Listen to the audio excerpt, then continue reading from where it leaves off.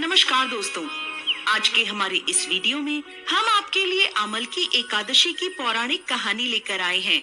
फागुन मास के शुक्ल पक्ष की एकादशी आमल की एकादशी के नाम से जानी जाती है। इसे फागुन शुक्ल एकादशी भी कहा जाता है। इस दिन आंवले के पेड़ की पूजा की जाती है। ऐसा माना जाता है कि एकादशी के दिन आंवले के पेड़ में भगवान विष्णु का वास होता है। इस अवसर पर देवी लक्ष्मी की भी पूजा की जाती है।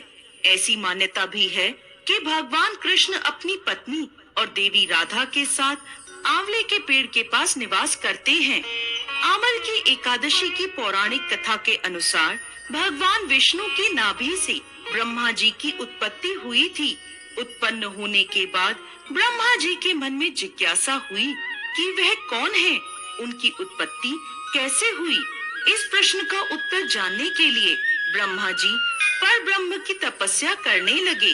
ब्रह्मा जी की तपस्या से प्रसन्न होकर भगवान विष्णु ने ब्रह्मा जी को दर्शन दिए। विष्णु जी को सामने देखते ही ब्रह्मा जी की आंखों से आंसुओं की धारा बहने लगी। ब्रह्मा जी के आंसू भगवान विष्णु के चरणों पर गिरने लगे और उनके आंसुओं से आमल की यानी आंवले का वृक्ष उत्पन्न हुआ।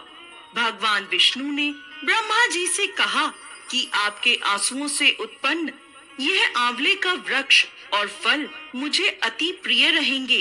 जो भी आमल की एकादशी के दिन आंवले के वृक्ष की पूजा करेगा, उसके सारे पाप समाप्त हो जाएंगे और व्यक्ति मोक्ष प्राप्ति का अधिकारी होगा। तभी से आमल की एकादशी, साथ ही इस दिन आंवला भगवान विष्णु को अर्पित किया जाता है। इतना ही नहीं, इस दिन खुद भी आंवला ग्रहण करना बेहद फायदेमंद होता है। आमल की एकादशी की इस कथा के संदर्भ में एक राजा की कथा का उल्लेख मिलता है, जो पूर्व जन्म में एक शिकारी था।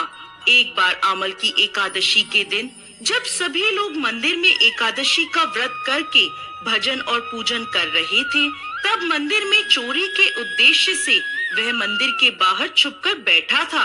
मंदिर में चल रही पूजा अर्चना देखते हुए वो लोगों के जाने का इंतजार कर रहा था।